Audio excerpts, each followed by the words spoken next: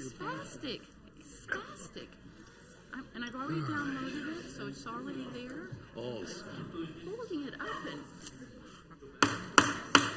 Good evening, ladies and gentlemen. Welcome to the regular session meeting of the Leawood governing body. The council will come to order, and the clerk will please call the roll. Here. Here. Here. Here. Here. Here. Here. Here. Thank you, Mr. Powell. I see that we have a full house tonight, and thus a quorum is present, so we can move on to the matters before the governing body this evening. To begin with, I would ask that all who can please rise with me in a pledge of allegiance to the United States. I pledge allegiance to the flag of the United States of America and to the republic for which it stands, one nation under God, indivisible, with liberty and justice for all. Thank you. Please be seated.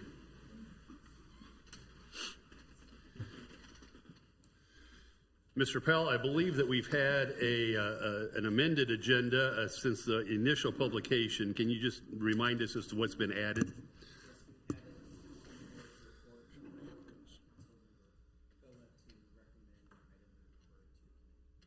Thank you, Mr. Powell. Are there any other additions or revisions to the agenda?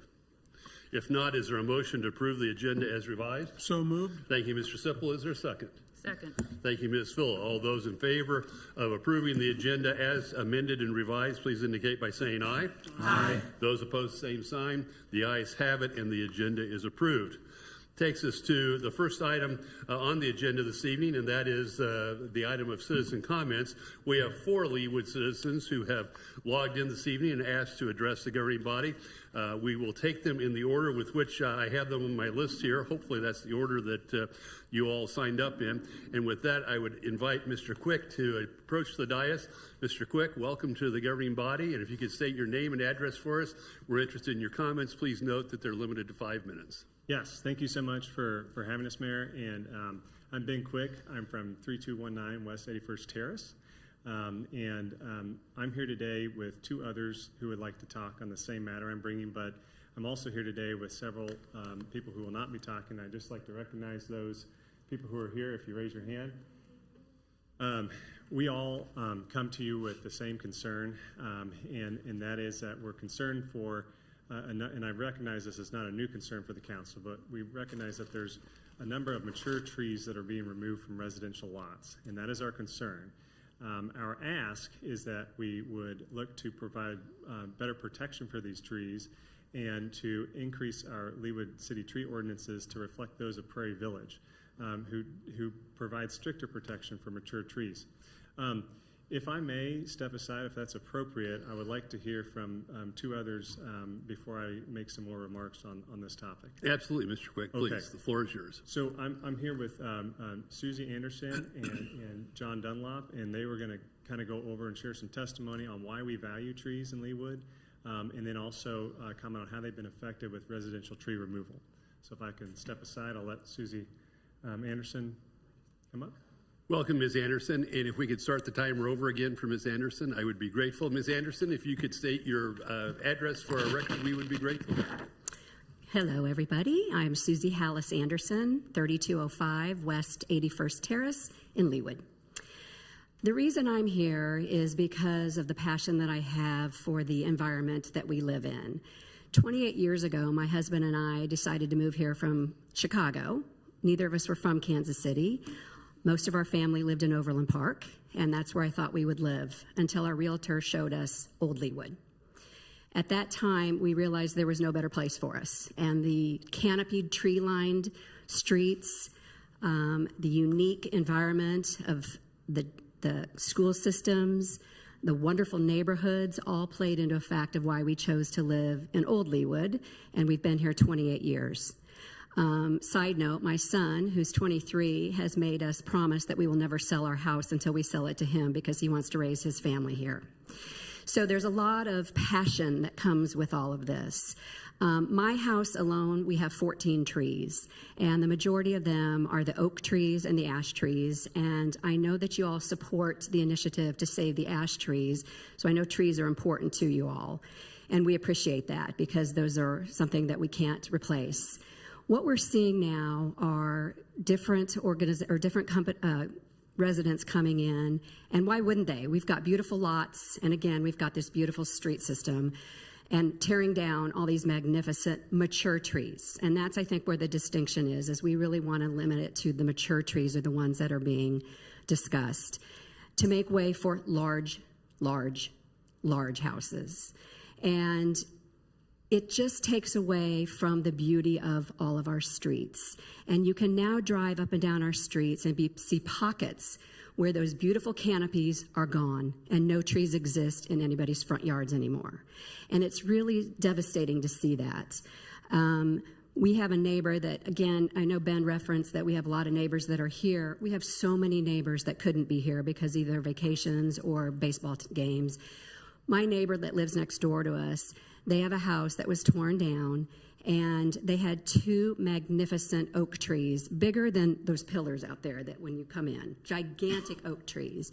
And I was watching as the foundation was being laid, and there was no reason that those 2 trees needed to be torn down. The foundation fit in between them, yet they still tore both of those down. Nobody paused to think what it was doing to the neighbors next to me. It took away all their shade. It took away a beautiful, where they couldn't see through anymore. Now they're going to be looking into the neighbors' backyards and into their living rooms. So that is something that we're concerned about, is that this is continuing to happen. And as Ben said, I mean, we're not asking for the world. We're asking to just have the same understanding and the same protections as our neighbors to the north in Prairie Village. Pause. Have these developers who don't live in Leawood pause for a minute to see what they're doing to the landscape of our streets. And let's keep it where it's so beautiful that our kids, like mine, want to come back and live here because of the experience that they had growing up.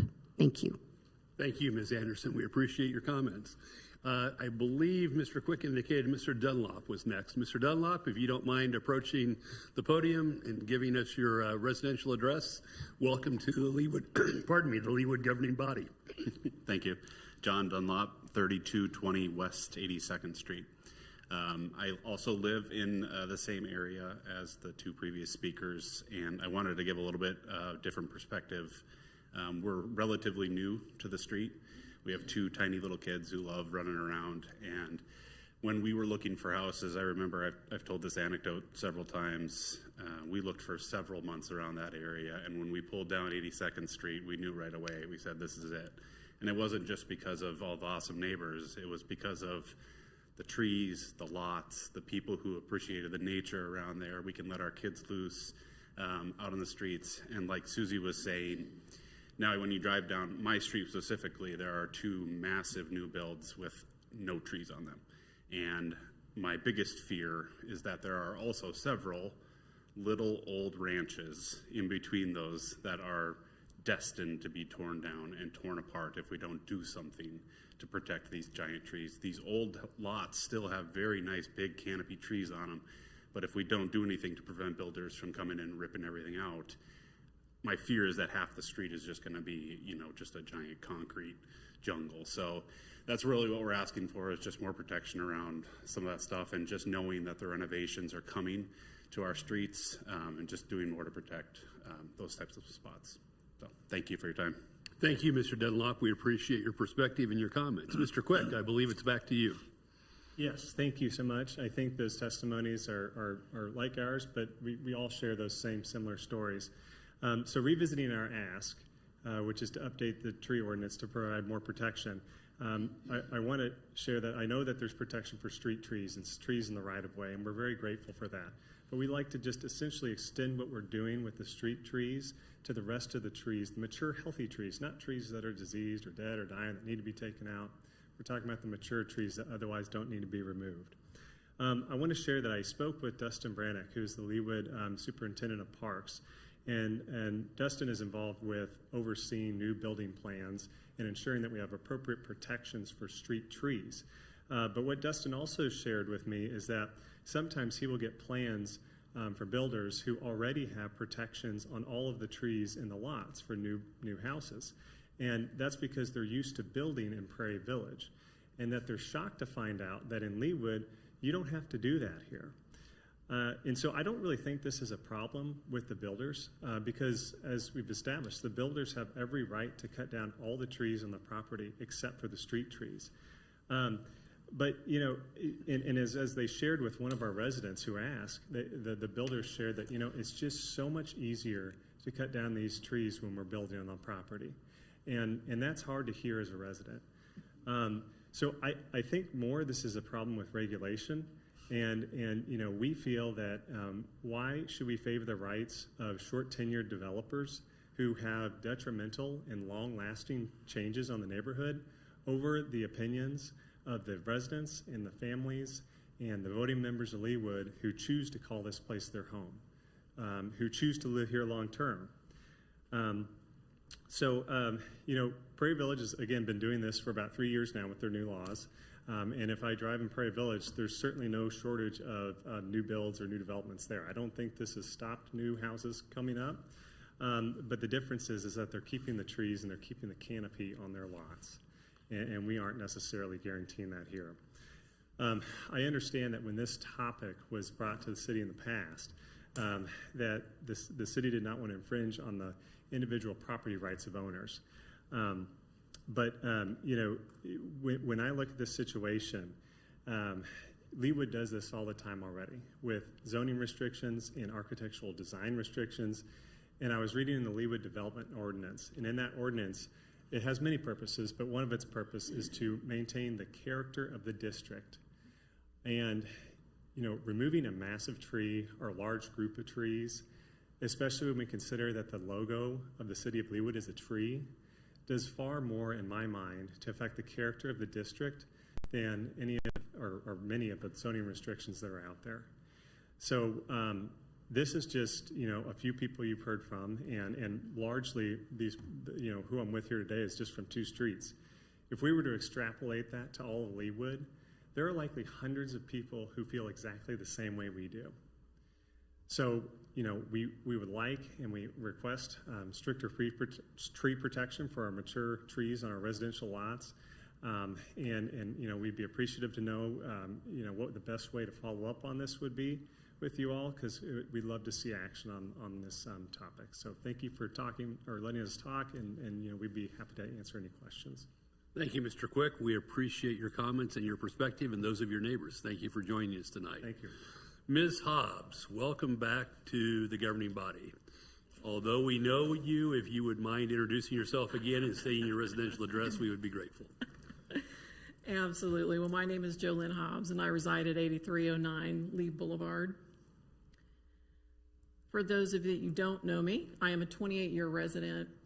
I am also honored to serve as the president for the Leawood Homes Association. And I absolutely appreciated and loved everyone's comments. We live in Old Leawood. We don't refer to it as North Leawood. We refer to it as Old Leawood. And it is one of the most coveted neighborhoods in Kansas City. We know that real change happens when people care and they get involved in their communities. And I applaud our residents here tonight. I commend the council for giving our residents the opportunity to open up this important dialogue regarding our established canopy.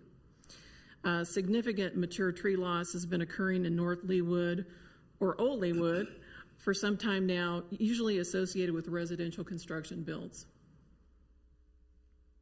I do understand it's a slippery slope, property owners' rights versus trying to protect the integrity and the values of our trees and our neighborhoods. Perhaps the city should monitor trees of certain significance or perhaps a certain size. Or the city could be involved in the removal process or approval process, but to provide some type of oversight and protection. And if PV can do it, we can do it better. So either way, I am confident in the mayor and the city council, City of Leawood, that they'll research and consider many different options and make the best decision to better our city and value our residents. Thank you so much for your time. I appreciate it. Thank you, Ms. Hobbs. We appreciate your comments as always.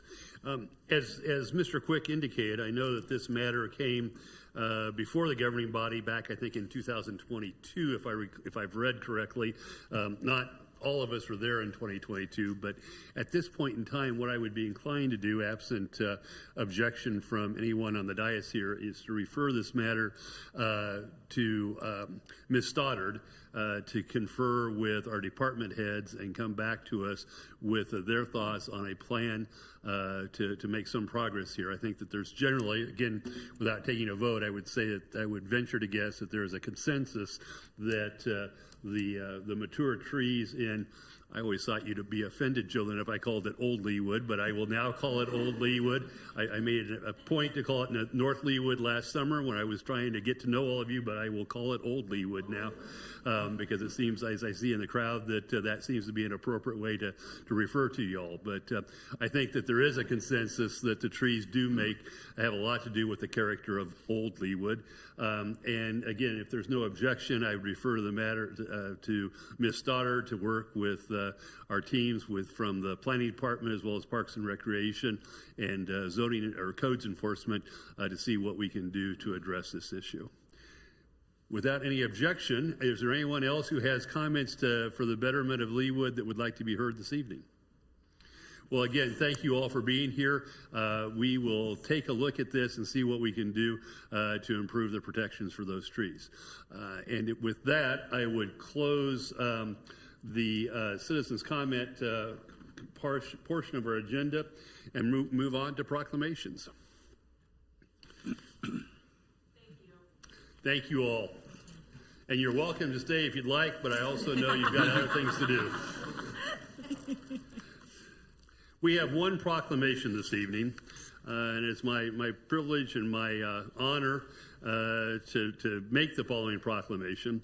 Whereas on January 1, 1863, President Abraham Lincoln issued the Emancipation Proclamation, setting in motion the end of slavery in the United States.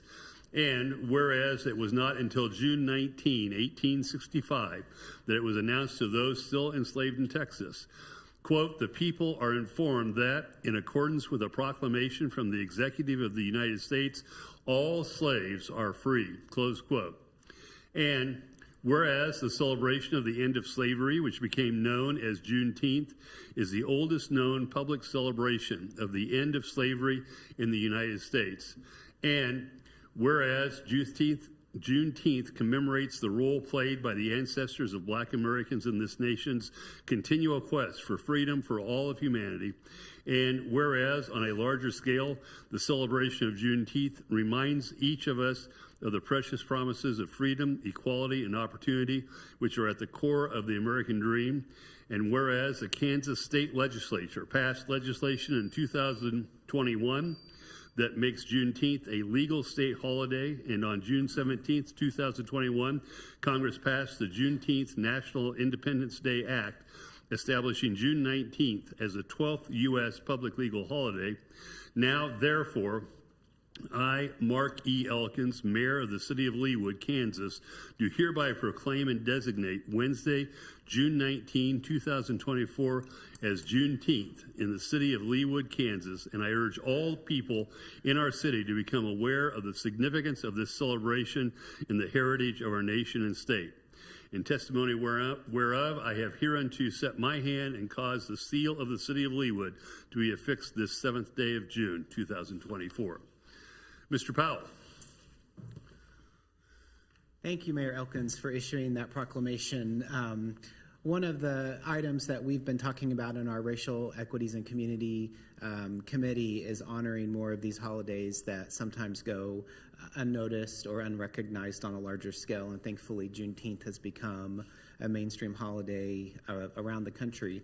And so I'll accept the proclamation on behalf of the REIC committee, and I have Nancy Ingram is on the committee with me, as well as Councilmember Harrison and Councilmember Filla. So we would love to accept the proclamation on behalf of REIC committee and all the residents of Leawood. And thank you, Mr. Ballot. You may have done so already, but if you wouldn't mind refreshing us on what REIC stands for Sure. the benefit of our record and for all of us who get lost in the acronyms at times.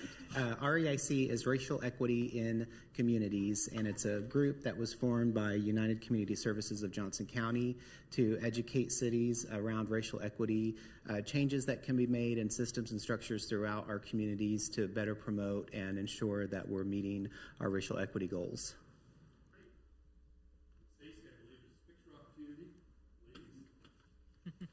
Nancy? Nancy, come up. Don't forget the I for inclusion.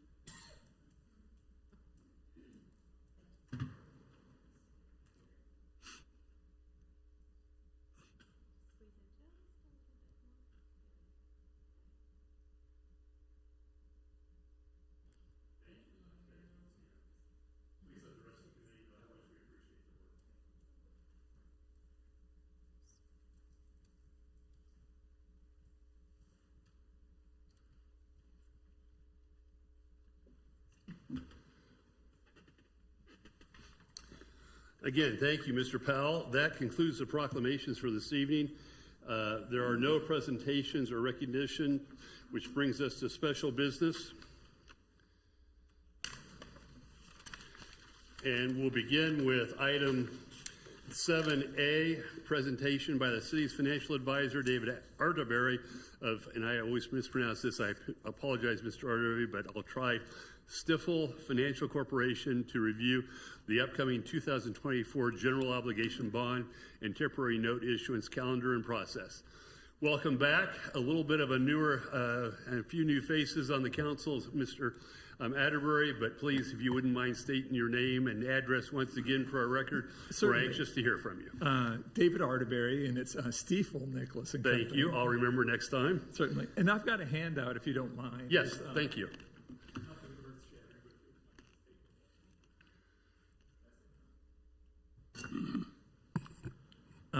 Good evening. And as was mentioned, what I'm here to talk a little bit about tonight is the city's upcoming general obligation bond and temporary note issue.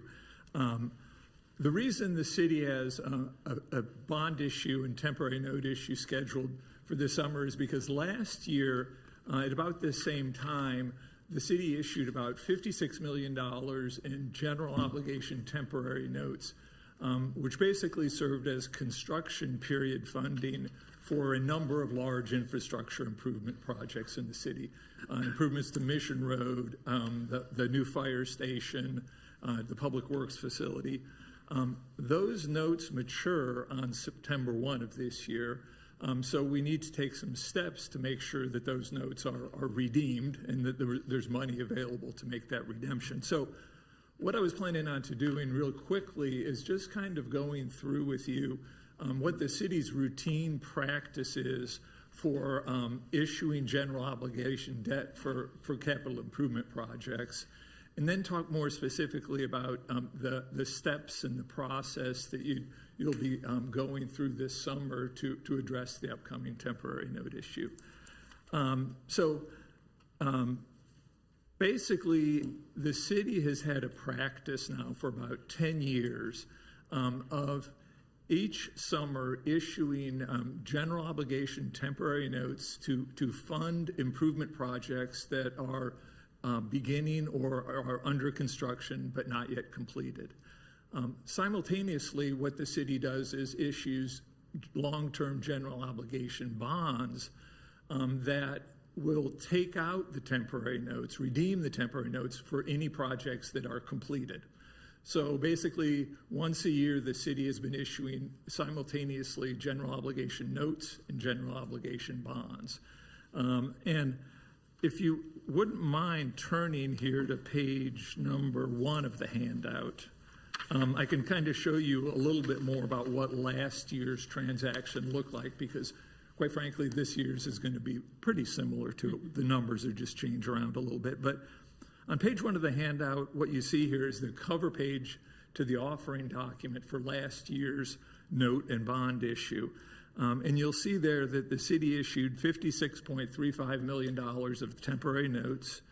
and $8.275 million of general obligation bonds. That was a very large note issue for the city. It wasn't the biggest note that was issued. I think the year before it was $65 million, but it was a very large note because, again, it did encompass some pretty major projects. This year, since a lot of those projects are completed, these numbers are going to kind of flip around a little bit. We, based on some preliminary calculations that Mr. Cawby and I have been doing, we think the bond issue size is going to be about $45.5 million, and the temporary notes will be about $14.6 million. So you can see projects have gone sort of from the construction phase now to the permanent financing phase. We'll have more exact numbers, though, when we return to you for the next steps here in July. Flipping over onto page 2, this is the inside cover of that same official statement. And you can see up at the top there, that temporary note, you see the maturity date there of September 1st.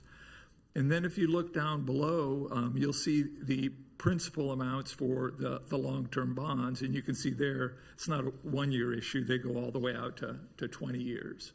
And that's pretty standard when the city is issuing its notes. It issues one-year notes and 15 or 20-year bonds. So that's sort of an overview of the city's practice that they've had for the last decade or so to issue general obligation debt for capital projects. Now, the specific steps that need to occur in order to issue debt, from the city's council's perspective, there's 3 steps that occur. The first step is to actually just pass a resolution or an ordinance that authorizes the projects and authorizes debt to be issued for the projects and establishes a maximum borrowing amount. Those authorizations are typically done prior to the beginning of the project. Sometimes if the project changes or if the cost changes, those authorizations have to be amended, but that's the first step that occurs. So all of these projects that you are going to be issuing bonds and notes for, the initial authorizations for those, that first step that the council has to take has been done. The second step is then, once you're ready to issue debt, to pass what we call a sale resolution or a go-to-market resolution. It authorizes staff and us to go out and to prepare for and to sell the debt. And then the third step that the council would need to take is after that debt's been sold, you'd adopt an ordinance and a resolution that actually locks in the interest rates that you received and officially issues the debt. So those are the 3 steps: the authorization of the projects, the authorization of the sale, and then the issuance of the securities. And I wanted to point that out because if you look over on page 3 here, you'll see a detailed calendar of events for this summer's issuance of notes and bonds. And I highlighted the 3 steps on there in yellow. Step 1, as I mentioned before, usually occurs before the projects begin. In this case, we might need to amend some of those project authorizations because some of the project costs have changed a little bit. But that first step, step 1, we've got it scheduled to occur on July 1. On July 1, we also have scheduled to occur step 2, which is the authorization of the sale. If we keep on schedule, hopefully we will, then the bonds and notes would be sold on August 5th, and then at the meeting that night, you would then take the third and final step, which is to pass a bond ordinance and resolution and a note resolution that locks in the interest rate on those securities. In between those, the second and third step, we'll be doing things like the due diligence needed for investors, preparing the offering document, getting the rating for the securities. We'll be distributing and advertising for the sale of the bonds.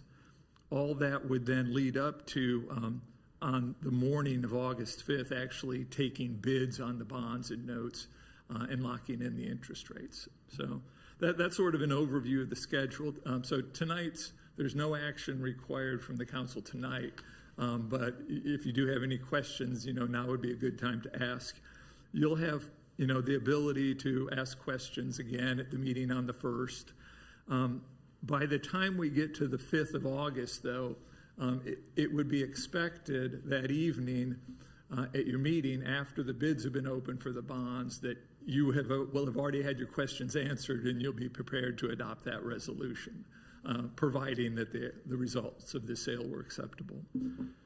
So if all goes on schedule, then we would close the issue on the 27th of August, which is just a few days before those notes become due on September 1.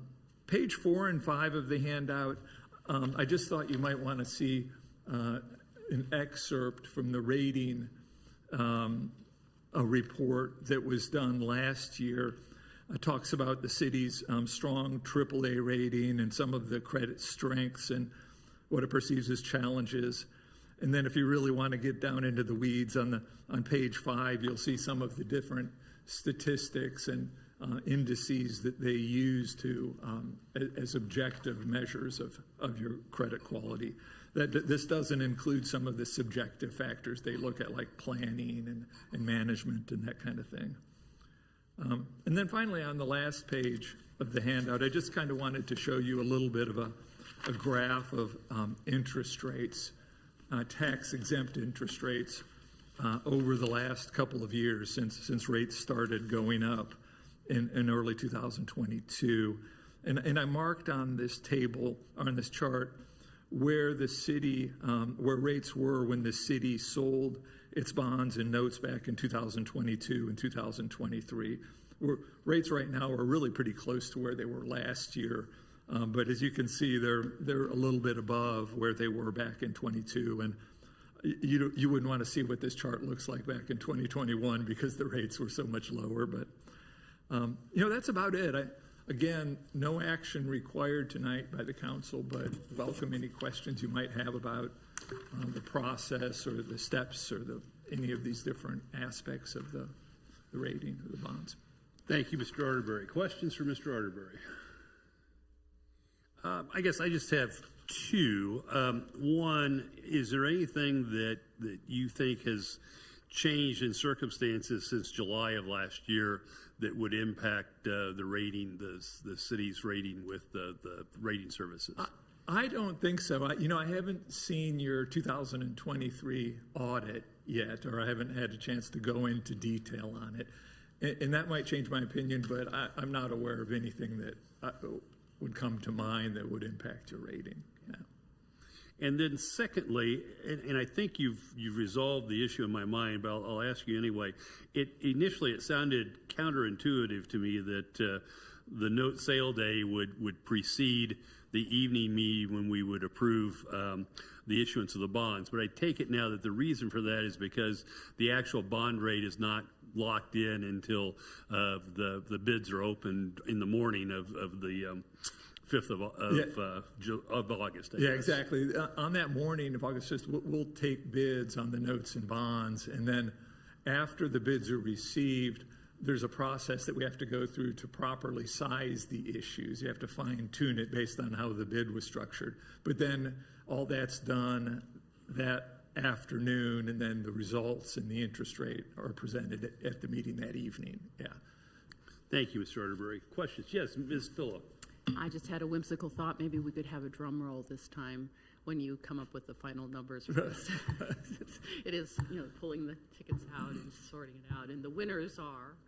Well, the bidding process is, I know Mr. Sippel sat through it before. It's kind of entertaining. It can be a little nerve-wracking because, especially on this bond issue, you're going to be getting bidders from all the big New York firms, and the bidding is handled on an electronic platform, and you can see the bids as they come in, and a lot of these bidders literally wait until the last seconds to submit their bid. So you might think you're going to get 10 bids, but you might not get any of those bids until there's a minute to go.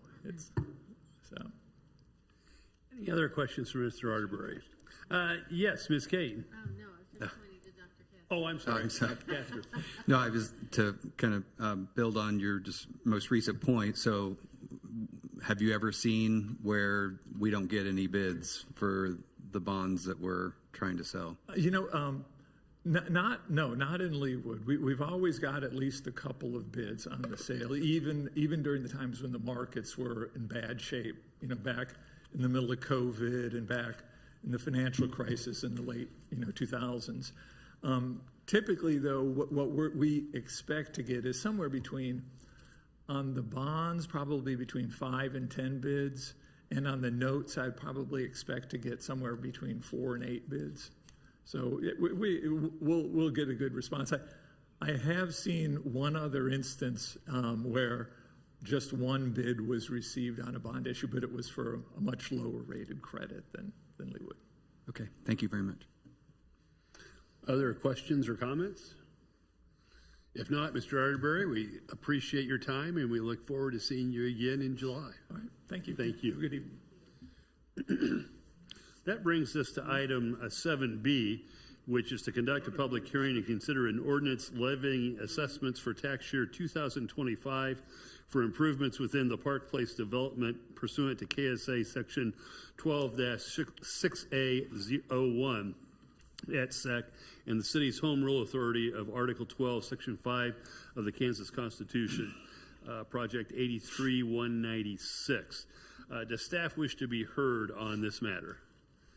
I can provide an explanation on this item. This is the annual assessment for Park Place.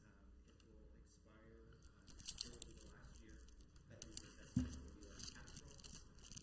If you recall, Park Place has a special benefit district. It has two assessments, a street assessment and a stormwater assessment. The street assessment is calculated on all of the property except the undeveloped tracts of land and parking garages. The assessment is recalculated every year because it is based on the assessed value of all the units. So every year that amount changes. The Public Works Director and I work together to come up with what the assessment roll will look like for these parcels. And the assessment for the street improvement is calculated by multiplying the annual amount that's to be levied by a fraction. And the fraction is calculated by the assessed value of the improvements on each parcel divided by the total assessed value of the improvements on all parcels. And so we use that formula to calculate what the assessment is for the street portion of that benefit. The sewer improvements are much easier. It's assessed on all properties within the district, and it's a fractional portion of the stormwater improvement cost that's assessed equally among all of the properties based on square footage. And so we get those two numbers, we add them together, we divide it by 15, and that tells us what amount will be on the tax roll for that given year. And so in the packet there, I added a new sheet this year that hadn't been previously in the packet that actually shows what the amount will be on the tax roll for each of those parcels, because previously we've just included a really big number that is the amount that's the assessment amount that's being used in the calculation. That's not the number that's on the individual tax bill. It's much lower than that. Questions for Mr. Powell? Mr. Sipple? Mr. Powell, just to confirm, this is the last year of the assessment. Next year will be the last year. So we'll do this one more time. One more time. Next year time. will be the last year. Yes. But the methodology for the first number of years is the same as what we're using this year. It's the same throughout all 15 years. Thank you. You're welcome. Additional questions for Mr. Powell? Mr. Powell, just one minor point of clarification. When you mentioned the way the portion attributable to stormwater is calculated, I want to make sure that I understand that. It's not the same amount for each property. It's the same calculated amount, but it's based on the square footage of each property. Correct. Is that correct? So not each parcel owner will pay the same amount. Right. But it's based. You don't have the ratio. It's just based purely on the square footage. Correct. Okay. Yeah. Anything else? Yes, Ms. Phillip. I was just trying to remember, because I remember there was a lot of discussion as to how to come up with this formula. Was it 20 years they had to pay it off, or 22 years? Because they're paying it off sooner than. I believe they could have had up to 22 years, but the benefit was only for 15. So it'll be completed next year when we do assessments for the year after. It's confusing because we operate on budget year and tax year, and they're not the same year. But so next year will be the last year we assess, but it will be for the following year's taxes. So it's hard to keep track of, but. By the way, I thought you did an excellent job of explaining that, and you're right. We've never had Thank that you. explained with that level of detail. Well- So I'm glad you did that, because it was a fun exercise trying to figure out how to come up with that formula of assessing. Thank goodness for Excel. Now, as we spoke of this afternoon, Excel is not the answer. It's only what goes into Excel. So, are there any other questions for Mr. Powell? If not, I would open the public hearing and ask if there is anyone present in the audience tonight who wishes to be heard on the assessment or on the ordinance levying assessments for Park Place for 2025. Seeing none, is there a motion to close the public hearing? So moved. Thank you, Ms. Oops, and that was Ms. Larson. So thank you, Ms. Phillip, for the motion, and Ms. Larson for the second. Is there any discussion over the motion? If not, all those in favor of closing the public hearing, please indicate by saying aye. Aye. Those opposed, same sign. The ayes have it, and the public hearing is closed by unanimous vote. Takes us to a discussion by the governing body of the ordinance that's proposed to levy assessments for tax year 2025 for the improvements at Park Place. Is there any discussion? If not, do I hear a motion to approve the ordinance that would levy those assessments for tax year 2025 on Park Place? So moved. Thank you, Ms. Phil. Is there a second? Second. Thank you, Ms. Larson. Any discussion on the motion? If not, because this is an ordinance, it does call for a roll call vote. I would ask the clerk to call the roll, please. Councilmember Sunkel? Aye. Councilmember Guyad? Aye. Councilmember Harrison? Aye. Councilmember Castor? Aye. Councilmember Kane? Aye. Councilmember Sipple? Aye. Councilmember Larson? Aye. Councilmember Phila? Aye. I have the ayes at 8 and the nays at 0, and the motion is approved unanimously. Brings us to the consent agenda this evening. Are there any items that a council member would like to pull or a governing body member would like to pull for further discussion? Ms. Kane. 8N as in Nancy, please. 8N as in Nancy. Any others? I would like to pull item I as in India for additional discussion. Are there any others besides these two? If not, thank you, Ms. Fulla. Is there a second? Thank you, Dr. Castor. Any discussion of the motion? So the motion, I trust, is to approve all the items on the consent agenda with the exceptions of I and N. Is there any additional discussion? I think the answer was no.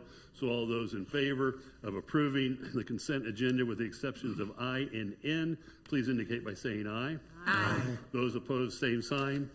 The ayes have it, and the consent agenda with the exception of items I and N are approved unanimously.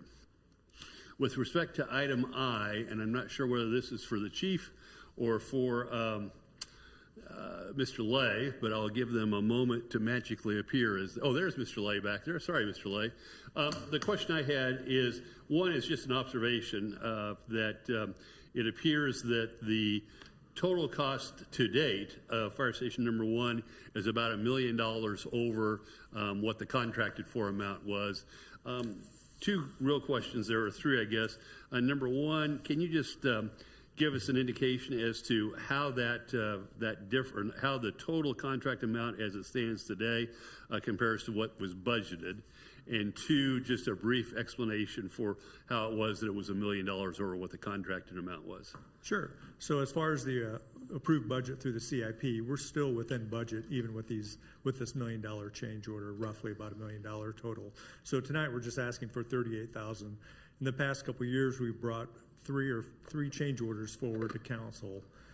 Really started with construction at the very beginning. When we bid the project, we were planning to take a lot of the fill material to the park site. And the parks building, when they bid it, was over budget, so that project was delayed, which meant our contractor had to do additional work down at the park site and at the public works site. And so that was one of the first change orders that we did. And then once we did dig the foundation, we ran into issues with the weather, and the basement became a pool. And so we had to stop construction for a couple months and redesign the foundation drains. And so that's really where a lot of these costs associated with, it's probably closer to about $400,000 in cost were right there. And then we had a number of other items which are listed in the staff write-up that shows the additional work that we did. So when we were excavating, not all of the old police station had been removed, so there was a massive concrete bunker that was underneath it that we had to break up. There was the old cell tower that we had to break up and then haul that off. And so just keeps adding up. Thank you, Mr. Lay. And then I note that this change order is for $38,000. And again, pleased to see that the folding doors have apparently been installed at Fire Station Number 1. That's great to see.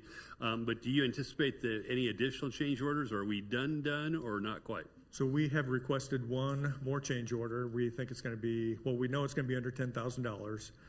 We have some outdoor speakers, and the contractor, it's not through the contractor who's doing the main construction. It's through Westnet, who's installing this automated alarm system. They ran conduit out on the stone about 4 feet below the speakers, and then they ran conduit up the stone, which is not permitted.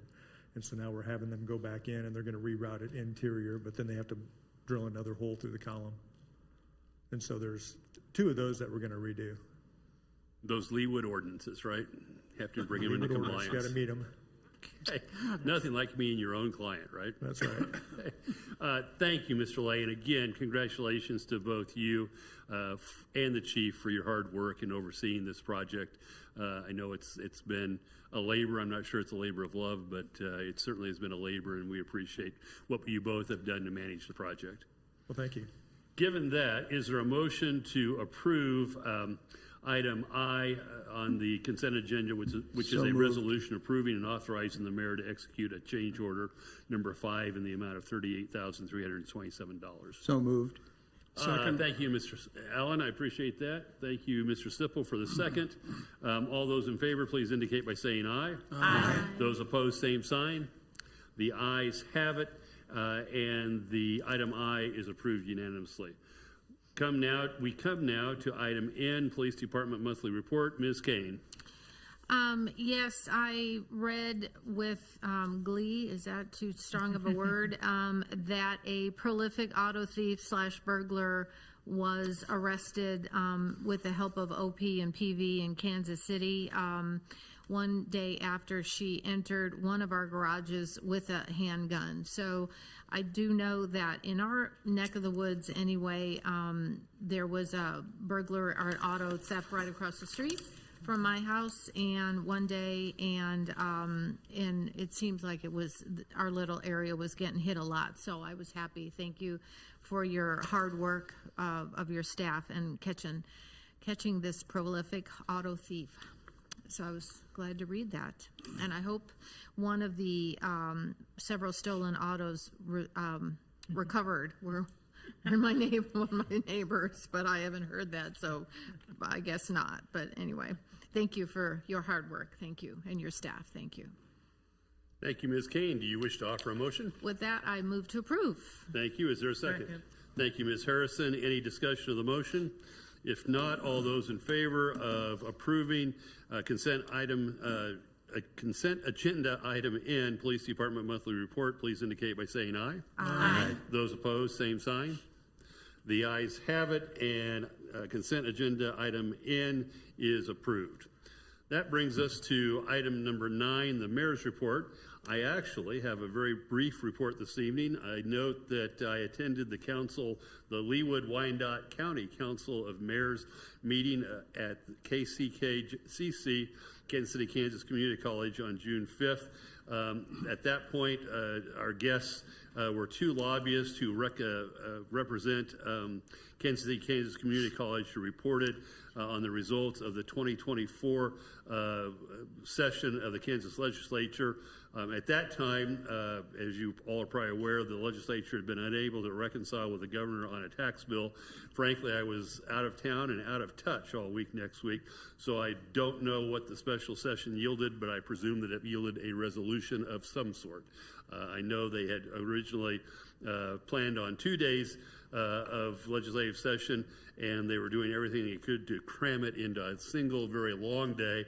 And they also decided, I guess, to take up at that time an amendment to the statute relating to star bonds to encourage some very successful businesses from the eastern side of the state line to come to Kansas. Remains to be seen as to what may happen yet then with respect to those. And then I would also be remiss if I did not note that this seems to be the month for birthdays on the governing body. So to Council Member Sunkel, Councilmember Gayed, and Councilmember Harrison. It all seems to be on my right tonight. Best wishes. We appreciate and congratulate you on seeing the Earth revolve once more around the sun for the three of you. So thank you. And that concludes the mayor's report. I believe that brings us to council member reports. And Ms. Fulla, I believe that you have a report relating to the Stormwater Management Committee. Please proceed. Thank you very much. David Lake can answer the questions, as all good committee reports rely on. But this one is because if you don't really appreciate how well Public Works gets all of the ducks in a row so that they don't have to redo things. And in this instance, the Homes Association has some plans with a retaining wall, and David would like to ask our referral to the Stormwater Committee to use our 1/8 cents sales tax to expedite that into this year's budget. So they're doing our work for the stormwater, redoing the pipes, right? And before the Homes Association does their project, because I'm sure that's the more efficient way to do it. Thank you, Ms. Fulla. Mr. Lay. I don't have anything to add. I can answer any questions. Questions for Mr. Lay. So, Ms. Fulla, is there an action that we need to take this evening? I'm making a motion to refer that to the Stormwater Committee, and that's going to be meeting next. It's going to be Wednesday, June 26th. So we'll be able to talk about it then and come back to you with a recommendation. Thank you, Ms. Fulla, and thanks for your leadership on that committee. Is there a second? Ms. Kane. I question so are the cities paying for the reconstruction of the wall, or it's just a timing issue? We're doing stormwater and they're repairing their own wall. So it's a timing issue. Leawood South Townhomes wants to replace a private retaining wall, and it's currently about 2 feet from our storm sewer line. It's a 24-inch metal pipe where the bottom is rusted out. And so what we'd like to do is get in there, replace our storm sewer pipe before they do their retaining wall. And whereabouts in Leawood South? So it's 128th and Pembroke. So it's between Pembroke. It actually backs up to a residential home on Pembroke, and then it goes diagonal. So it's Carondelet Terrace. Right, and there is somewhere the townhomes. So, but they're replacing their own wall. That's not our obligation. We're not replacing the wall. They are. Okay, thank you. They already have a contractor who's waiting for us to complete our project. But if we can't get the easement or we can't proceed forward, then they'll just wait for us. Happy to second the motion. Thank you, Ms. Kane. Any discussion of the motion? If not all those in favor of the referral of this matter to the Stormwater Management Committee, please indicate by saying aye. Aye. Those opposed, same sign. The ayes have it, and the matter is referred to the Stormwater Management Committee by unanimous vote.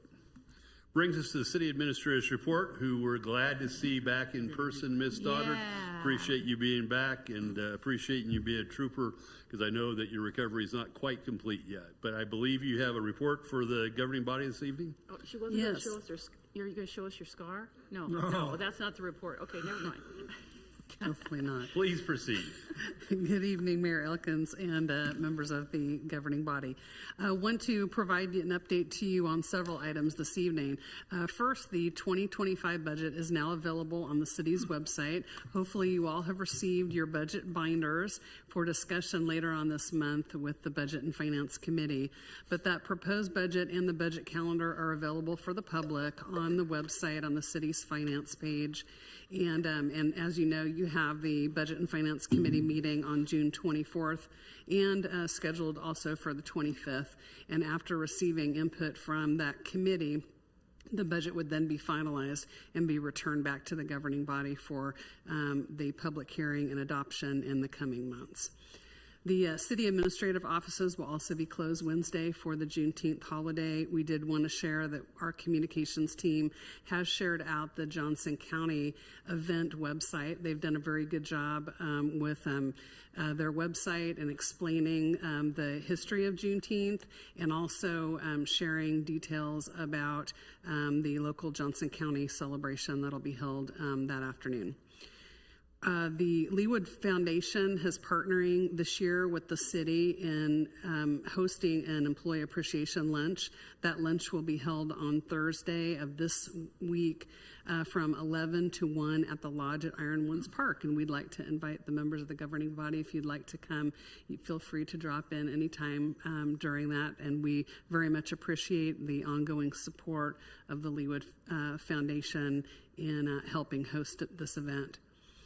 We wanted to provide you an update. I know that over the last year, the topic of property and casualty liability insurance has been one of concern to the governing body as our rates have gone up over the past several years. And we wanted to report that we're actively working along with our broker and insurance consultant, along with representatives of several of the larger cities in the area, to look at insurance cost containment options, including joint purchasing and again, just ways to reduce renewal costs. So we will continue to work with them, and we'll be reporting back as we look at making some progress. Again, we're in similar company with other cities that have the same concerns as we do about rising insurance premiums. We continue to work on the city's website update, so that's ongoing. We're working on migrating the pages over to the new website platform, and there'll be training that'll be underway for city departments. The current launch date is August the 8th, and we're really excited. We'll provide you more details as we get a little bit closer to that date. And finally, wanted to just update you. We had interviews for the Strategic Communications Director, and we're hoping to make an announcement on that position here very soon. Thank you, Ms. Happy to Stoddard. answer any Questions for Ms. Stoddard? Yes, Ms. Kane. Have we done that employee appreciation lunch before? Am I just drawing a blank? Yes, that's correct. It's been for several of the departments, really highlighting, I believe, the police and fire, and then the field crews for Public Works and Parks and Recreation. This year, it's really for the entire city, for all the employees. So that's our great partnership with the foundation. And I would note that it's funded in total by the foundation. So no city funds. This is a matter of gratitude by the foundation for the work that our city staff does. And Mayor, we are participating a bit to help expand it to all employees. Oh, I'm sorry. In the past, it has been fully funded by Correct. But at the request of the city administrator, we expanded the scope of the lunch this year. Maybe that's what my brain was not registering, that it was all the employees all of a sudden. Because I know we do the December event. That was the one that sticks in my mind. Thank you. Yes. That's all I had. Thank you. And then I would just note as well that I believe, and I'm subject to check on this, but I don't think anybody who's been here this long, it occurred to us last week that come November we'll be celebrating the 30th anniversary of the dedication of this building. And so we're starting to work on an appropriate way to recognize that milestone. But it seems like time has flown, because I remember being a citizen when the building was open. So yes, Ms. Phillip. I was just curious, a question is, as we get close to that launch date on the website, are we going to have a little work session or tutorial to make sure that we know all the bells and whistles? Maybe it's just so intuitive. Everybody always says things are intuitive, but I always feel like I'm the one that doesn't get the intuitive part. So I'm wondering, is there going to be any training? We'll be happy to sit down with you individually, or certainly provide reports as a group as we get a little closer to that date. Someone can drive it for us and make sure we know what's all the models and bells and whistles, right? Okay, great. Thank you. Are there any other questions for Ms. Stoddard? If not, we'll move to committee recommendations, item 12, and with that, the governing body calls Planning Commission case number 52-24, ordinance approving a special use permit for Moley Properties LLC off-site and off-street parking located south of 104th Street and west of State Line Road. Mr. Klein, do you wish to be heard? Yes, Mr. Mayor. Please proceed. Whoops. Let me pull up a PowerPoint real quick.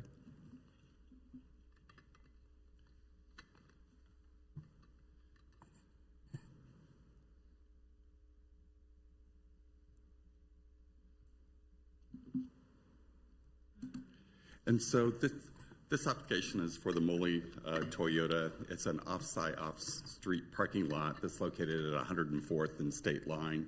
You can see on your monitor essentially kind of where it's at. It's actually had approval, I think it was first approved in 1999. It had about 2-year approval period from about 99 until 2004. From about 2005 to 2011, it had a 1-year approval each time. And then from about 2012 to 2019, it had back to a 2-year approval cycle, and then in 2019 it had a 3-year approval cycle. This time the applicant came in, they were requesting a 10-year approval cycle. Staff had recommended a 5-year, but the Planning Commission did have some concerns that if that area ever developed, that they didn't want to lock up the property, and so it was reduced to 3 years. Yeah.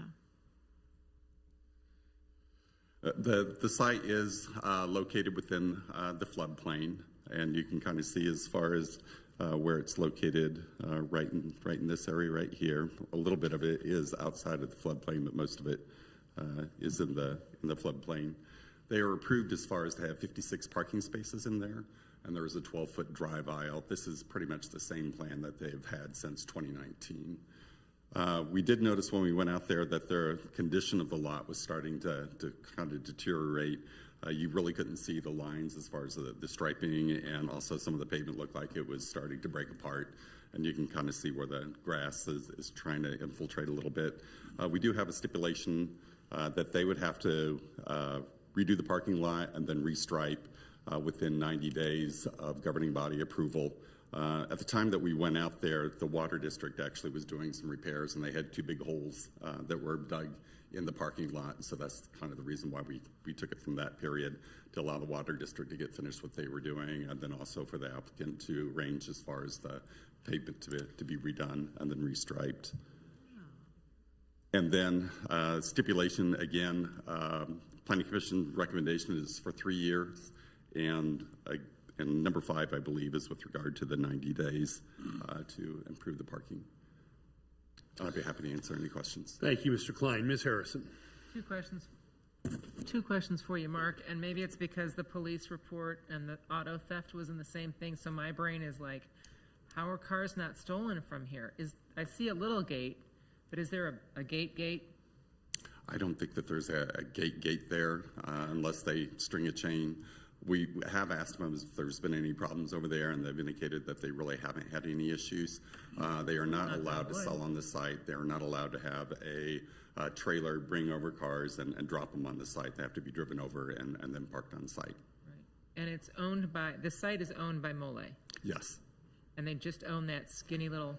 And they own just that skinny little spot that's on the north side of 104th. And who... okay. And they don't have to drive through somebody else's property to get there. This is right by where that new stormwater pump station is, right? Yeah, right directly across from it. So, no, they take public roads all the way to the site.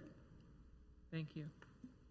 Yes, Dr. Castor. Yeah, just a quick question is, Ms. Harrison said it's a pretty narrow lot. Is this even a buildable lot with given setbacks and all that? I mean, nobody could ever build anything on it. And actually, even the parking lot, they went to the Board of Zoning Appeals a number of years ago where they got variances to the setbacks. So even for parking, it doesn't meet the setbacks, and that's less than what a building would be.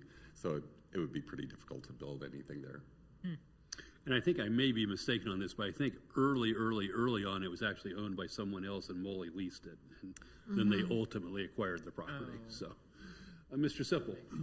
Ms. Harrison spoke briefly about the force main from the pump station there. Is that going to go around or through this property as it is pumped down towards the wastewater plant? You know, I'm not really sure as far as if they're going to extend the. I don't think it'll go through this property. I think it'll kind of head off, maybe a little bit to the west or something. To the west is the veterinary clinic. I'm not sure, honestly. Okay. But that's 2 years out. But the pump station, the Johnson County Wastewater, is actually proceeding with that project. So they're ready to go forward with both that one and also the one at 8900 State Line to the north. And they will be connecting to the main along State Line, correct? Yes, I believe so. Mr. Sunkel, I believe your hand was up. Yeah, a couple things. I did go by the site on my way down here tonight. They do have gates at both ends. They're short, but they are metal gates. Okay. So it is blocked off to some extent. My question is, in the letter that the applicant sent, they talked about it being prohibitive to mill the surface and resurface it. And my thought is what they're saying is that if they only get 3 years, they're going to just patch the cracks and then seal it. Is that your understanding? I know that they were, when that issue came up with regard to the 3 years, they indicated that time span wasn't really enough to kind of justify the improvements. That being said, they're required to keep up the lot. And so if you look at the stipulations, there's a stipulation to that effect, and it's always been a part of the stipulation. So we did meet with the applicant. We let them know that it was in need of repair, and they have agreed to go ahead and do that. Okay. That's stipulation number 5, by the way. Right. So the resurface, that means more than just coating it, because it's in pretty bad shape. Yeah, it's my understanding they're going to resurface it, and then they're going to restripe it. Yeah. I'm inclined, I think you know from a previous meeting that I'm not a big fan of parking lots. I think surface parking is not a very high use of land. However, I'm sort of inclined to go back to looking at the 5-year option, just because this site does not look as if it's really developable. And if a large project were indeed going to be, if a lot of those properties were going to be bought and redeveloped down there, it would be such a large project, I think they'd be looking at 5 years anyway before they ever got to that. And to develop that property, you'd probably have to reroute 104th Street. I mean, it would be a huge project from what I can tell.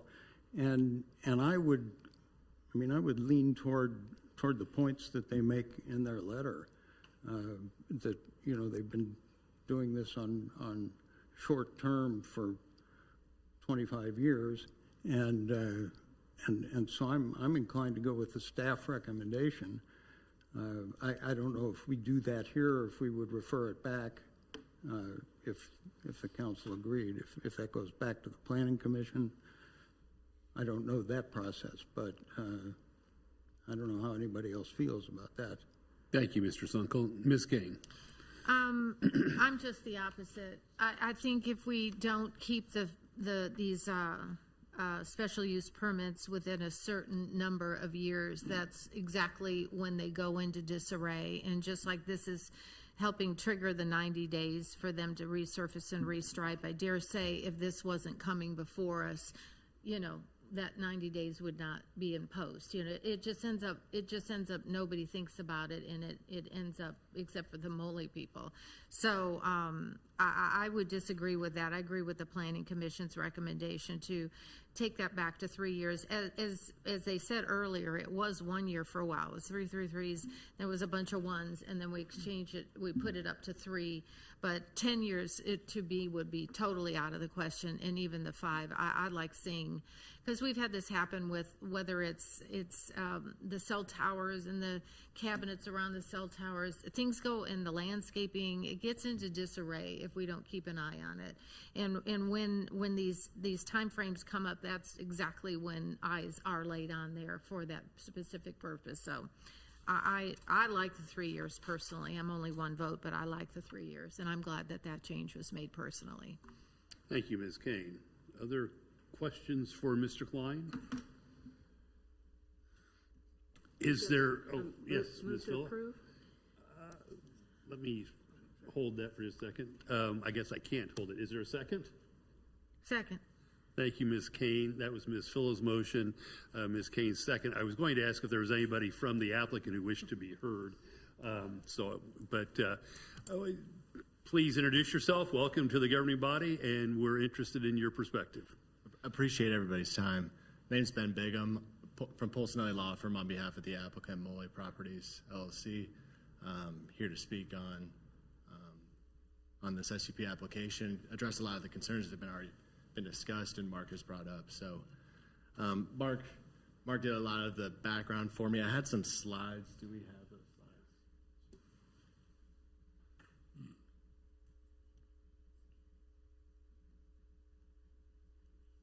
Nope, that's all right.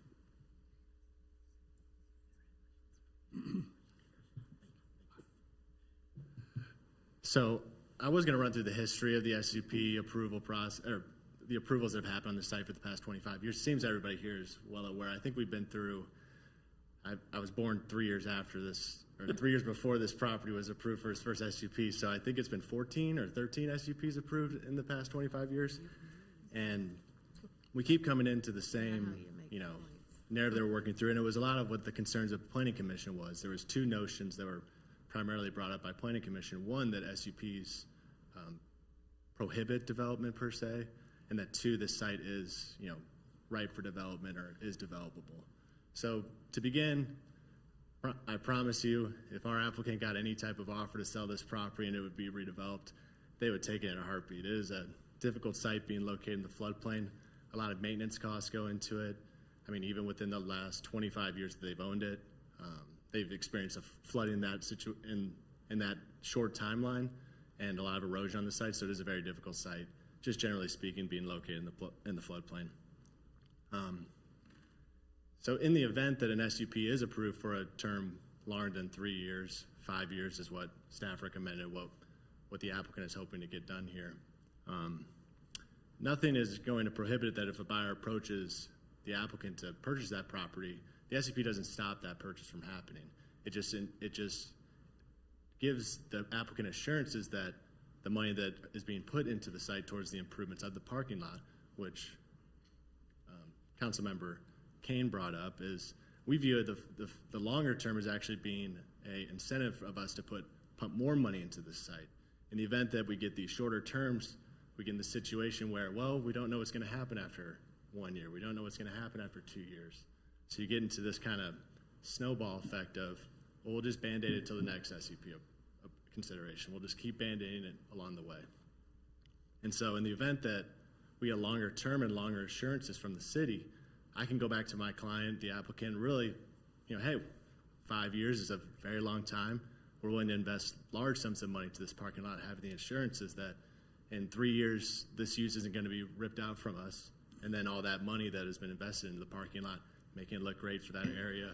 And, for future developers or potential purchasers driving up along that street, seeing the state of the parking lot, it just gives assurances that, that money is well spent. There's no chance of it being, not necessarily wasted, but a chance of it being, not realizing the full potential of the money that's been put into the property.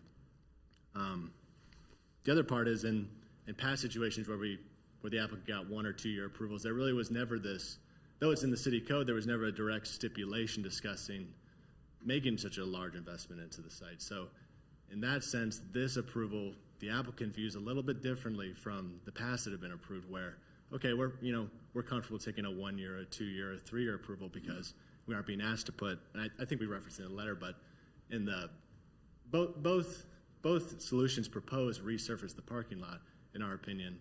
One lasts about 3 to 5 years, the cheaper option, whereas the other will last 5, 10, 15 years.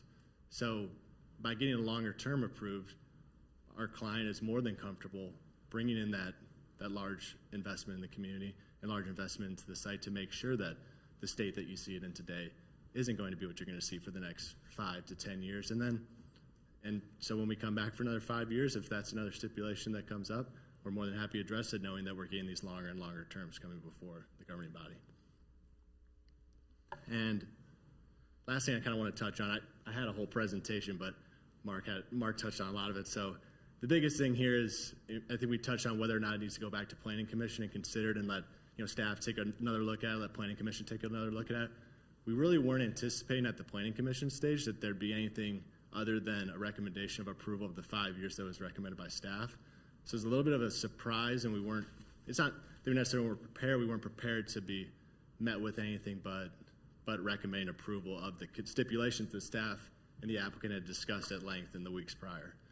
So in the event that this governing body isn't prepared to approve a 5-year term, we'd ask that it be remanded back to Planning Commission so we can bring all these facts back into consideration and take another crack at this before the Planning Commission and talk to them through these concerns that we have, so we're not in the situation we are here where I'm asking for a 5-year when Planning Commission recommended 3. And sorry, I had in my slideshow, look, I didn't even click through it, but there was a discussion on the easements and covering the property. So I wanted to touch on this a little bit. There's not only the floodplain issue where, and it's in the case of where this can be developed, we have to raise that property out from the floodplain, which for a site this small, it's a large expense. I'm working on a project right now where we have to raise it out of the floodplain, but typically when you work with these sites, they're located at the edge of a floodplain where this whole entire site is within the floodplain.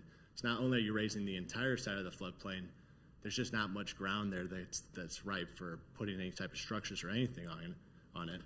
And then relating to these easements that were discussed, there are, sorry, I have a slide pulled up, so.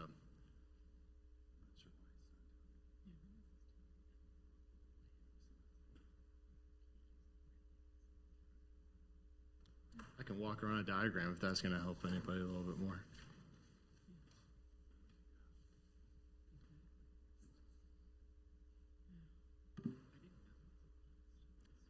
I think Mr. Powell may be working with our IT team to figure out why what we've got in front of us is just now we don't even have that in front of us. So they'll put up the picture here. I brought in a hard copy just in case this happened. I heard you had a projector here, so I want to make sure I had it. But on the topic of easements, what this depiction will show is the different types of easements that are running through the property. I think it's showing up on the screen now. Yep. So there's, for example, the one that's been mentioned, the Water 1 easement on the north property line. So in those easement areas, the Water 1 is a 10-foot wide easement. No structures can be constructed. In the event that a structure is constructed and the Water 1 pipe needs servicing, Water 1 has a right per the easement document to come in, rip down your building, rip down whatever improvements are over that area, and service their lines. So in all those cases where there's highlighted areas, the sanitary line, the Evergy easement, the Water 1 easement, all of those places, not only are we dealing with a 0.75 acre site, we're also dealing with a very restricted site because of all these different easements that are running through the property. So to summarize, we've got a floodplain. The entire property is located in a floodplain. And 2, I don't know the exact percentage or square feet, but a sizable amount of the site can't even be developed into a building or anything like that.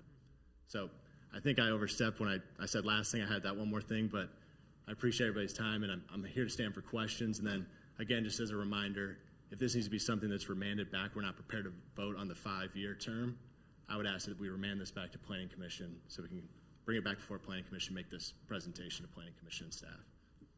Questions for the applicant, Ms. Kane? Because this would take a supermajority to override. So if we were to vote on it tonight, it would take a supermajority. And so what I guess you lost me on step number 5 said you'll resurface and restripe it within 90 days. So what you're saying is if you would get the 5-year, you would resurface it in a different manner, a more permanent manner. Correct. And then would you be willing to state for this, in the stipulation, what that resurface, for the purposes of our staff to be able to say to Planning Commission and us, yes, that is, X percentage more, of a more Correct. costly, Correct. The applicant is prepared with a more sizable term to make that investment that's needed to. And again, from our perspective, resurfacing, we view it as there's two options. There's, in both instances, the entire surface of the asphalt is resurfaced.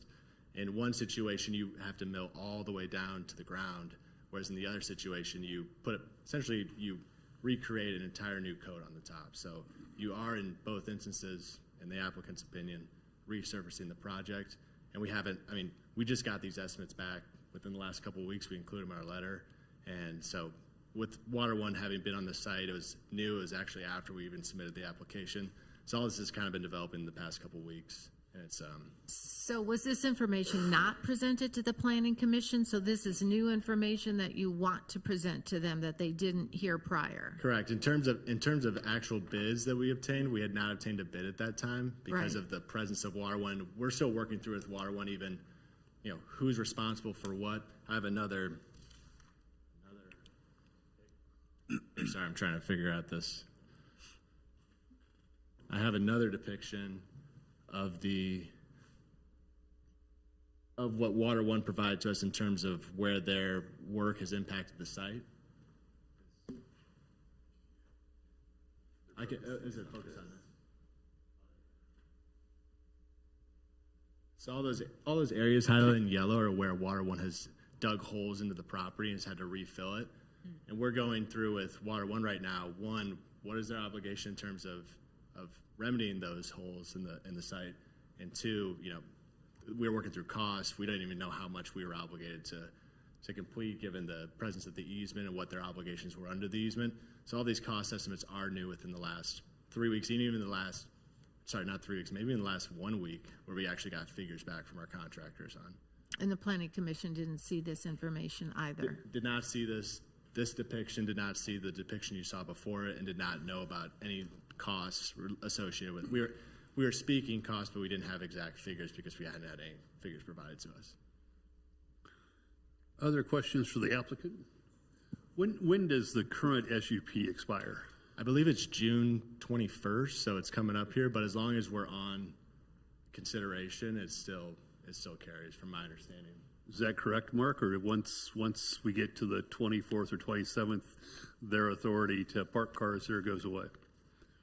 I guess technically it would go away. We have had it in the past, though, as long as they're in the process and moving forward, we'd work with them to do it. But technically, they probably would have to stop. Right now, it's my understanding they aren't parking on the parking lot because they have Water One who's punched all these holes into the parking. So when we were out there, we didn't see any cars parked, and we did see some holes that were there. So we could hold them up until they got approved, and it may not have much of an effect because Water One may be working on the project. So they won't be parking there. What you're saying is, as a practical matter, they won't be parking there anyway. Correct. That's my understanding. Yeah, right now, no cars are on the lot because of this. What the depiction is showing, those various holes on the site, and they're working through their construction process. We've been engaged with Water One and their council for the past couple of weeks now, working through this. So it's new facts are developing day by day. So poor timing in terms of the application. We apologize for that, but it wasn't something necessarily we expected. It kind of came to our attention that they were there and working. So, okay, other questions for the applicant? Hey, we're in a bit of a procedural conundrum here. I have already forgotten who had the second. That was Ms. Kane. So right now we have a motion pending to approve the 3-year stipulation, or the 3-year SUP period in Planning Commission case number 52-24. So there's a pending motion and second. Would either of the council members who made the motion and made the second be inclined to withdraw their motion at this point in time? And I see that Ms. Kane is shaking her head in the affirmative as well to withdraw her second. So we'll go back to Jump Street then right now. And we have no pending motion on the floor. Is there a motion to be had? Or before we go to a motion, is there additional discussion? It seems to me like there are a couple of things going on here. One possibility would be to remand this back to the Planning Commission for them to consider the additional information, both with respect to the cost of resurfacing and also with respect to the Water One activity that's going on there. Two would be to override and amend the recommendation from the governing body or from the Planning Commission, which, as Ms. Kane noted correctly, in my mind anyway, would require a 2/3 majority. Or three would be to proceed with a motion relating to the Planning Commission's current recommendation of a 3-year SUP with possibly a less robust exercise in resurfacing the lot than might otherwise be available with a 5-year term on the SUP. So given those three options, is there additional discussion? Yes, Ms. Larson. Of those three options, my preference would be to remand it back to the Planning Commission so that they can make a decision based on complete information that wasn't available the first time that they considered this case. Thank you, Ms. Larson. Thank you, Ms. Fulla. Other comments? Is there a motion to be at Mr. Just Simple? one, Mr. Yes. Elkins. Is there a timetable that Moli Toyota is concerned about with new models coming out and parking cars there in September, October? Because if we go through back to the Planning Commission and then back to us for final approval, and so we're going to consume a number of days. And do you have a clock ticking that you're concerned about? Not from my understanding, from applicants' perspective. Really, our primary concern is just getting Water One sorted through and worked out. So, honestly, any additional time that would be granted through the remanding process would actually probably be invited by the applicant to make sure that we can fully work through the Water One issues. Yes, Ms. Kane. Had we approved this tonight with the 3 years and the stipulation to have it resurfaced, given what you're saying about Water One, would you have been able to comply with that 90-day resurfacing anyway? We talked through with the applicant. Yes, we were confident we could still make that happen. Okay. There was, we have been operating off of Water One's proposed length of time for their project, and it's still matched up with the amount of time we were given under the stipulation. So we weren't concerned necessarily with getting it done on that time frame, but more time gives us more time to work through more nuances with Water One, and we'd be more than happy to, discuss it further with them. Thank you. Yep. Thank you, Ms. Kane. Yes, Dr. Castor. Do we also need to extend the current SUP until it comes back to us for a vote? Or did you say we're fine with not extending the current one when it expires June 21st? I think it's fine as far as not extending because I don't think they have the ability to actually use the lot. So from what I'm hearing, it would just end now and they wouldn't reuse the lot until actually they had it resurfaced and restriped. Okay. And actually, I'm not certain that we would have the authority to extend the FUP without having it route through the Planning Commission. So we might, and who's going to argue with us, but cross the T's and dot the I's there. Sounds good. Other comments or questions? All right, I would entertain yes, Mr. Zunkel. I just want to clarify, if we do remand it back to the Planning Commission, then they will consider strengthening that stipulation number 5 to where it requires a milling and resurfacing, correct? They might or might not. That's up to them. Okay. So we cannot... We cannot direct them to add anything. We can remand it back to them for additional consideration, but we can't direct what they do. But they'll be aware of our comments. They will be very certainly aware of our comments. Great. Move to remand? Second. That's a motion by Ms. Fulla with a second by Ms. Larson to remand Planning Commission case number 52-24 back to the Planning Commission. Is there additional discussion to be had? If not, all those in favor of remanding, please indicate by saying aye. Aye. Those opposed, same sign. The ayes have it, and the matter is remanded back to the Planning Commission. Appreciate your time, everybody. Thank you for your comments. We appreciate that. And welcome to the Leawood Leawood governing body. The governing body now calls Planning Commission case number 59-24, an ordinance amending sections 16-2-7 and 16-4-3.7 and adding a new section 16-9-56A of the Leawood Development Ordinance, respectively entitled Table of Uses, Special Uses Designated, and Cat Cafe pertaining to cat cafes, and repealing existing sections 16-2-7 and 16-4-3.7 and other sections in conflict herewith. Mr. Klein. Thank you, Mr. Mayor. This application is before you with regard to adding a new use to the table of uses that would be allowed within the city of Leawood. Staff is proposing that it would be added to the table. However, it would require a special use permit in order to operate. And then we also are proposing an amendment to as far as the added definition for cat cafe as well. And so, again, the first, well, actually, let me explain a little bit more about a cat cafe. A cat cafe is a business that actually has almost two sides to it. So you go in and they have prepackaged food and drinks available on one side of the cafe, and then you can go into the other side of the cafe through a double door system. And the double door system is a way in order to keep the cats from escaping out through the cat cafe or through the cafe portion of it. Generally, there's a fee that is associated with to go in and visit with the cats. And so you are allowed to take drinks in, however, they aren't going to be taking any food in. There would be no egress directly into the cat portion of it. There are a couple of these that are around. Lawrence has one that is located there. They actually have a requirement that the cats can't stay overnight, which is a little bit different. And then Shawnee allows them, and they require a special use permit, but we're not aware of as far as a cat cafe actually being operating there. And then Olathe, they also allow them per their zoning, and it's our understanding that they do have a cat cafe that is located there and that they can stay overnight.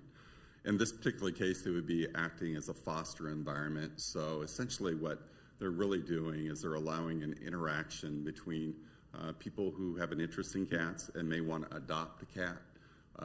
They'd be working with a shelter in the area. The adoption would not take place as far as at the site itself. If they chose to adopt one of the cats would then be adopted back at the shelter. With regard to the cats they have to be fixed for male and female to exist in that cat phase. So that's the way that they're kind of dealing with that. They also have a barrier. The barrier is kind of in the back, and they have as far as where the litter boxes are, and it's my understanding as far as where they feed them. So if the cat becomes a little stressed or something or wants a chance to get away, then they can go back into that area. And so they have a way to kind of get away from people if they really want to do that. So in a way, it's kind of trying to find adoptive families for these cats that are at the shelters.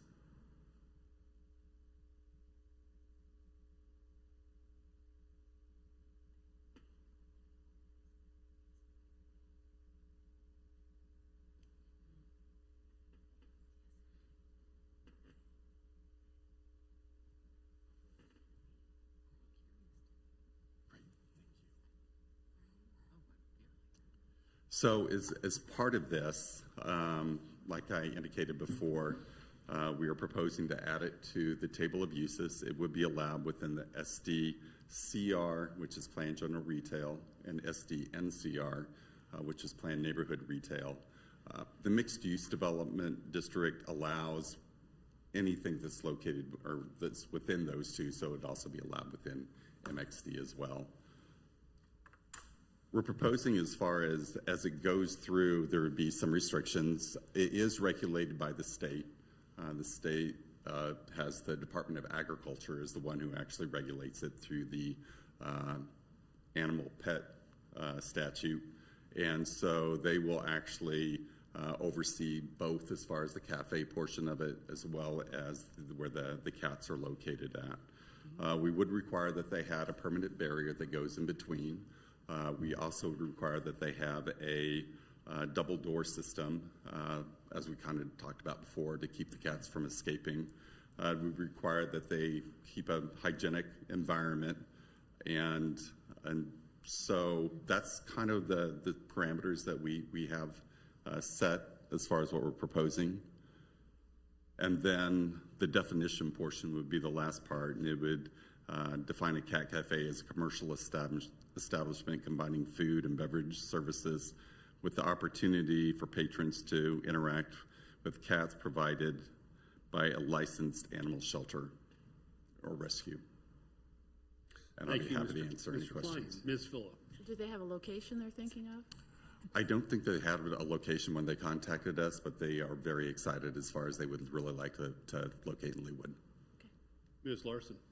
I feel it's important I disclose that I am a cat lover.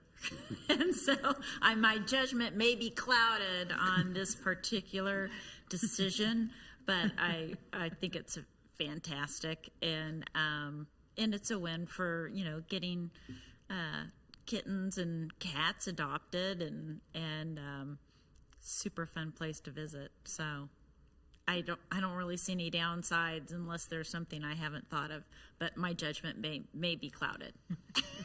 Thank you, Ms. Larson. Other questions? Ms. Harrison. I might be an avid follower of the Second Cup Cat Cafe in Olathe. They have adopted out maybe 150, 200 cats this year. I mean, so these places are actually doing really, really great work. They get people to come in, and they're very active on social media. They show off, the adoptions and the new kitties every single day. So, and I love that we are having them work with licensed rescues, because not all rescue groups are licensed, but it's a win-win. I can't wait to find out where they're going. Sign me up. And are they going to do birthday parties? Will we let them do birthday parties? Well, that's a big way to get the kids in. The kids, instead of gifts, bring cat food for the shelter. The cat cafe. So it's a thing. It's a thing. Thank you, Ms. Harrison. Yes, Ms. Kane. Being terrifically allergic to cats, there's always one. This just makes me itch just thinking about this. I want to know if the side where the food is being served and the cats are separate. I read all that. But is it for people with allergies? Is it somehow air filtered or something that a person with an allergy could even go in the other side? I don't know allergies well enough. We did look into the air circulation, and so we checked with the building department, and the air would not be allowed to be recycled with the cats being there. It wouldn't necessarily have to be separate filtering systems on each side, but it wouldn't be recycled air. Just for the record, when selling real estate, often people with bad cat allergies will ask, did this house have cats? And people with bad allergies can't move into a house that ever had cats. So it's a thing. It's a thing in our house. I'm sorry. Not my fault. Thank you, Ms. Kane. Other comments or questions for Mr. Klein? Yes, Mr. Sunkel. So do those of us who like cats and those of us who have allergies to cats need to recuse ourselves? I'm confused as how we'll have enough. Without reference to council, I would say there's no conflict of interest. Thank you, Mr. Mayor. Dr. Castor. And would this ordinance exclude dog cafes? So this is only cats? Yeah. This is only cats. And we did talk a little bit about that with the Planning Commission. And the idea was we kind of somewhat now understand as far as what this subject is after doing some research and after somebody being gracious enough to really help us as far as understand. Dogs may have other issues, and so rather than take the chance of just opening it up to all animals, this is where the demand is that we have now. And so if a doggy daycare, doggy diner wanted to do it, we would probably look at that. Dogs have a little bit probably different issues as far as they tend to be a little bit louder and stuff like that. But Okay, thank you very much. Thank you. Additional comments? If not, do I hear a motion? Motion to approve. Thank you, Ms. Larson. Thank you, Ms. Harrison. Any discussion of the motion? If not, all those in favor of approving a Planning Commission case number 59-24 relating to cat cafes, please indicate by saying aye. This is an ordinance. Oh, sorry, we need a roll call. Thank you very much. We'll have everyone on the record. So it is an ordinance. It requires a roll call. Mr. Powell, I would ask that you call the roll, please. I think the yeses should be a meow. It is getting way late. Okay, Councilmember Phila. Meow. Councilmember Sunkel. Yeah. Councilmember Larson. Meow. Councilmember Diad. I can't do it. Councilmember Sipple. Aye. Councilmember Harrison. Aye. Councilmember Kane. I'm going woof. Councilmember Castor. Aye. I have the vote as 8 meows in favor and 0 in opposition. So Planning Commission case number 59-24 is unanimously approved. I have no old business. And by the way, thank you, Mr. Powell, for pointing that out to me. I have no new business. I believe that all the meetings, including the governing body work session on Monday, July 1st, has been approved by the governing body. So those are informational only.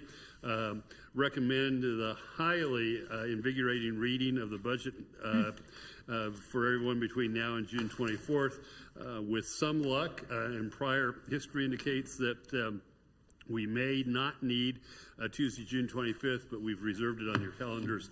Anyway, I think you'll find it an interesting conversation because Mr. Cobby, now that he's been here a year, has done considerable amount of work to tighten our budget and to reallocate sources of funding in a fashion that may be more consistent with traditional approaches, so that may take a little more time than what you've seen in the past, just because he's taken a little bit different approach.